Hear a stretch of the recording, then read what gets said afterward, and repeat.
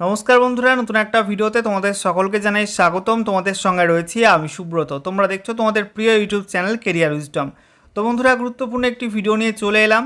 বাংলা যুবসাথী প্রকল্পে তোমরা যারা ইতিমধ্যেই উপভোক্তা হয়েছো, অর্থাৎ এই প্রকল্পের সঙ্গে যারা যুক্ত হয়ে গেছো, তারা দ্বিতীয় কিস্তির টাকাটা কবে পাবে এ নিয়ে অনেকেই চিন্তায় রয়েছে।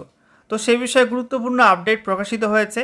তার আগে তোমাদের প্রত্যেককে জানিয়ে রাখি, এবারের রাজ্য বাজেটে রাজ্য সরকারের তরফ থেকে নতুন একাধিক প্রকল্পের কথা ঘোষণা করা হয়, যার মধ্যে অন্যতম একটি প্রকল্প ছিল বাংলার যুবসাথী প্রকল্প, যেখানে বাংলার বেকার যুবক যুবতী যারা মাধ্যমিক পাস করেছে এবং 21 থেকে 40-এর মধ্যে বয়স, তারা কিন্তু এই প্রকল্পে অ্যাপ্লাই করেছিল অনেকে, এবং প্রতি মাসে 1500 টাকা করে আর্থিক সাহায্য পাওয়ার জন্য এই প্রকল্পে আবেদন করেছিল।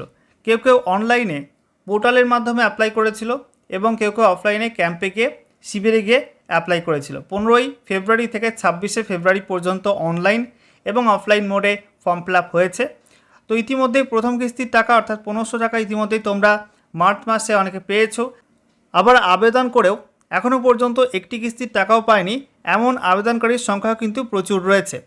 তো বন্ধুরা, ইতিমধ্যেই নবান্ন থেকে গুরুত্বপূর্ণ একটি আপডেট প্রকাশিত হয়েছে বাংলা যুবসাথী প্রকল্প নিয়ে, যে এই প্রকল্পের দ্বিতীয় কিস্তির টাকা অর্থাৎ এপ্রিল মাসের টাকাটা কবে দেওয়া হবে, কবে থেকে টাকাটা ছাড়া হবে, সে বিষয়ে গুরুত্বপূর্ণ আপডেট প্রকাশিত হলো। তো আজকের ভিডিওতে সে বিষয়ে বিস্তারিত আলোচনা করব। তো ভিডিওটা ভালো লাগলে এবং ইনফরমেটিভ বলে মনে হলে অবশ্যই তোমরা ভিডিওটা একটি করে লাইক করে দেবে, অবশ্যই ভিডিওটি প্রচুর শেয়ার করবে। সেই সঙ্গে নতুন দর্শক হয়ে থাকলে লেটেস্ট ভিডিওর আপডেট সবার প্রথমে পাওয়ার জন্য চ্যানেলটিকে সাবস্ক্রাইব করে নিয়ে পাশে থাকা বেল আইকনে ক্লিক করে অল নোটিফিকেশান অপশানটিকে অন করে রাখবে। লেটেস্ট আপডেট তোমরা সবার প্রথমে পেয়ে যাবে। সেই সঙ্গে বন্ধুরা, তোমরা কোন জেলা থেকে ভিডিওটা দেখছো অবশ্যই কিন্তু কমেন্টে জানাবে, আর টাকা না পেয়ে থাকলে অবশ্যই কিন্তু কমেন্টে লিখতে ভুলবে না। তো বন্ধুরা, অনস্ক্রিন তোমরা দেখতে পাচ্ছ গুরুত্বপূর্ণ আপডেট। চলতি মাসে কবে অ্যাকাউন্টে ঢুকবে বেকার ভাতা, দিনক্ষণ জানালো নবান্ন। রাজ্য বাজেটে বেকারদের জন্য যুবসাথী প্রকল্পের কথা ঘোষণা করা হয়েছিল। তার ফলে প্রতি মাসে 1500 টাকা করে আবেদনকারীরা টাকা পাচ্ছেন। এবারে আমরা ডিটেলসে একটু দেখে নেব কী কী বলা হচ্ছে।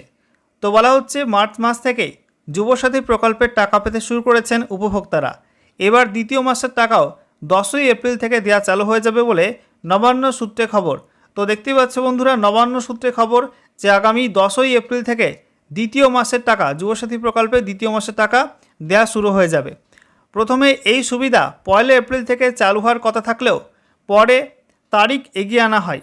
উপভোক্তারা সরাসরি ব্যাঙ্ক অ্যাকাউন্টে সেই টাকা পেতে শুরু করেন 7ই মার্চ থেকে। প্রথম পর্যায়ের পর এবার চলতি মাসেই এই টাকা ডাইরেক্ট বেনিফিট ট্রান্সফার বা ডিবিটি হবে ব্যাঙ্ক অ্যাকাউন্টে, অর্থাৎ তোমাদের টাকাটা দেওয়া হবে ডিবিটির মাধ্যমে সরাসরি অ্যাকাউন্টে। রাজ্য বাজেটে বেকারদের জন্য যুবসাথী প্রকল্পের কথা ঘোষণা করা হয়েছিল। তার ফলে প্রতি মাসে 1500 টাকা করে আবেদনকারীরা টাকা পাচ্ছেন। সরাসরি আবেদনকারীর অ্যাকাউন্টে ঢুকছে টাকা। তবে যুবসাথীতে আবেদনের ক্ষেত্রে বেশ কয়েকটা শর্ত বেঁধে দিয়েছিল রাজ্য সরকার।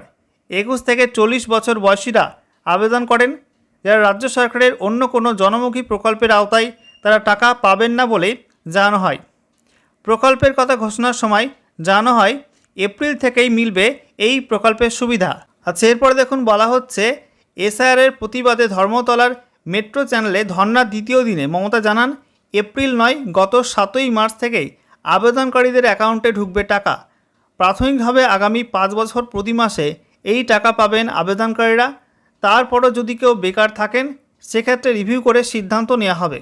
মুখ্যমন্ত্রীর নির্দেশের পর সিংহভাগ আবেদনকারীর অ্যাকাউন্টে টাকা ঢুকে গিয়েছে। যুবসাথীর টাকা পেয়ে তারা যথেষ্ট খুশি।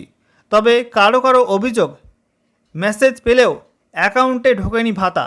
তো দেখতেই পাচ্ছ বন্ধুরা, এখনও পর্যন্ত অনেকে কিন্তু টাকা পায়নি। SMS পেলেও কিন্তু এখনও অ্যাকাউন্টে টাকা ঢোকেনি। এই বিষয়টা কিন্তু নবান্নও পৌঁছে গেছে, এই খবরটা কিন্তু নবান্নও পৌঁছেছে। তো সে বিষয়ে কিন্তু আপডেটটা উঠে এসছে। এই সমস্যার দ্রুত নিষ্পত্তি হবে বলেই জানিয়েছেন মমতা বন্দ্যোপাধ্যায়। গত 29শে মার্চ পুরুলিয়ার মানবাজারের প্রচার সভার মঞ্চ থেকে মমতা জানান, যারা দরখাস্ত করেও টাকা পাননি তাদেরগুলো ডুপ্লিকেট হয়ে গিয়েছে। এরপর তাদের ডেকে সংশোধন করা হবে, সকলেই পাবেন এই টাকা। মমতার আশ্বাসে স্বাভাবিকভাবেই স্বস্তিতে এখনও ভাতা না পাওয়া আবেদনকারীরা।